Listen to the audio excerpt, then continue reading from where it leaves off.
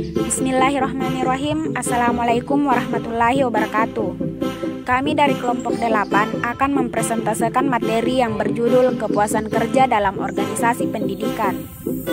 Perkenalkan, nama saya Wanti Elviana dari kelompok 8 akan memaparkan materi yang berjudul kepuasan kerja dalam suatu organisasi pendidikan.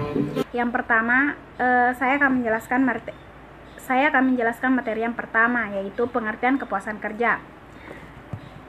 Kepuasan merupakan tingkat perasaan seseorang setelah membandingkan hasil yang dirasakan atau didapatkannya dengan apa yang menjadi harapan. Kepuasan kerja sebagai serangkaian perasaan senang atau tidak senang dan emosi seorang karyawan atau pegawai yang berkenaan dengan pekerjaannya, sehingga merupakan penilaian karyawan terhadap perasaan menyenangkan, positif, atau tidak terhadap pekerjaan. Yang kedua yaitu definisi dari kepuasan kerja menurut beberapa ahli. Yang pertama yaitu Anoraga. Anoraga menjelaskan bahwa kepuasan kerja merupakan penilaian dari pekerja yaitu seberapa jauh pekerjaannya secara keseluruhan memuaskan kebutuhannya. Yang kedua yaitu kepuasan kerja berhubungan dengan sikap dari karyawan terhadap pekerjaannya itu sendiri. Yang ketiga, kepuasan kerja merupakan sikap umum yang merupakan hasil dari beberapa sifat khusus. Yang ketiga, kepuasan kerja pada dasarnya adalah security feeling atau rasa aman. Mempunyai beberapa segi. Yang pertama, segi ekonomi, dan yang kedua segi sosial psikologi. Selanjutnya yaitu kepuasan kerja menurut Davis adalah seperangkat perasaan pegawai tentang menyenangkan atau tidaknya pekerjaan mereka. Yang ketiga, Siagian berpendapat bahwa pembahasan mengenai kepuasan kerja perlu didahului oleh pengawasan bahwa kepuasan kerja bukanlah hal yang sederhana baik dalam arti konsepnya maupun dalam arti analisisnya. Karena kepuasan mempunyai konotasi yang beraneka ragam. Namun menurutnya bahwa sekalipun konsep kepuasan kerja bukanlah hal yang sederhana, namun demikian tetap relevan untuk mengatakan bahwa kepuasan kerja adalah merupakan cara pandang seseorang yang baik, bersifat positif maupun bersifat negatif. Yang kedua yaitu faktor-faktor yang mempengaruhi kepuasan kerja. Ada beberapa ahli yang menyatakan faktor-faktor yang dapat mempengaruhi kepuasan kerja. Yang pertama, menurut Gilmer. Menurut Gilmer, faktor-faktor yang mempengaruhi kepuasan kerja yaitu kesempatan untuk maju. Dalam hal ini ada tidaknya kesempatan untuk memperoleh kesempatan peningkatan pengalaman dan kemampuan kerja selama bekerja. Yang kedua, keamanan kerja. Keamanan kerja di sini sering disebut sebagai penunjang kepuasan kerja baik karyawan pria maupun wanita. Yang ketiga yaitu gaji. Gaji lebih banyak menyenangkan ketidakpuasan dan jarang orang yang mengekspresikan kepuasan kerja dengan sejumlah uang yang diperolehnya. Yang keempat, manajemen kerja. Manajemen kerja yang baik adalah yang memberikan situasi dan kondisi kerja yang stabil. Yang kelima, kondisi kerja. Dalam hal ini adalah tempat kerja, ventilasi, penyinaran, kantin, dan tempat parkir. Yang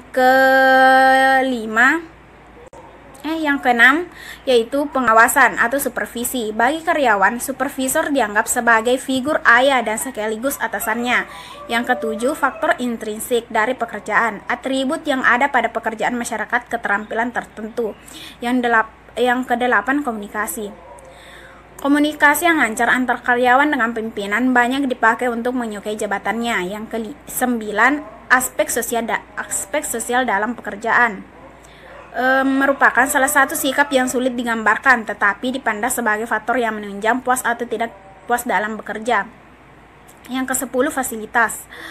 Fasilitas di sini termasuk rumah sakit, cuti, dana pensiun atau perumahan merupakan standar suatu jabatan dan apabila dapat dipenuhi akan menimbulkan rasa puas. Baik, perkenalkan, nama saya Melda Utami. Di sini saya akan melanjutkan materi B yaitu faktor-faktor. Di sini saya akan menjelaskan tentang faktor-faktor menurut pendapat Muhammad As'ad. Adapun faktor lain yang mempengaruhi kepuasan kerja antara lain yaitu faktor psikologi atau faktor psikologis. Di sini faktor psikologis merupakan faktor yang berhubungan dengan kejiwaan pegawai yang meliputi minat, ketentraman kerja, sikap terhadap kerja, ataupun perasaan kerja. Yang kedua, faktor fisik. Di sini faktor fisik merupakan faktor yang berhubungan dengan fisik, lingkungan kerja, dan kondisi fisik pegawai, meliputi jenis pekerjaan, pengaturan waktu kerja, perlengkapan kerja, sirkulasi udara, maupun kesehatan pegawai. Yang ketiga itu faktor finansial. Di sini merupakan faktor yang berhubungan dengan jaminan serta kesejahteraan pegawai, yang meliputi sistem penggajian, jaminan sosial, besarnya tunjangan, fasilitas yang diberikan, promosi, dan lain-lainnya. Yang keempat yaitu faktor sosial. Di sini faktor sosial merupakan faktor yang berhubungan dengan interaksi sosial baik antara sesama karyawan maupun para pegawai dengan atasannya maupun karyawan yang berbeda jenis pekerjaan. Adapun perbedaan dari Glimmer, Harold, Ebert dalam Anuraga. Di sini mereka menegaskan bahwa faktor-faktor yang menentukan kepuasan itu berhubungan dengan sikap, umur, jenis kelamin. Yang ketiga itu faktor luar, yaitu keadaan keluarga, rekreasi pendidikan. Sedangkan Ciselli dan Brown mengemukakan faktor-faktor yang menentukan kepuasan kerja adalah kedudukan, pangkat jabatan, masalah umur, jaminan finansial dan sosial, dan mutu pengawasan. Yang bagian C yaitu cara meningkatkan kepuasan kerja dalam organisasi pendidikan. Yaitu ada 7 cara efektif yang meningkatkan kepuasan kerja para tenaga pendidikan maupun pekerja, yaitu pertama, menyediakan lingkungan terbaik para karyawan. Yang dimaksud sini yaitu lingkungan tentu saja akan mendukung produktivitas karyawan perusahaan, karena bila karyawan merasa tidak nyaman, semangat bekerja malah akan semakin menurun di waktu ke waktu.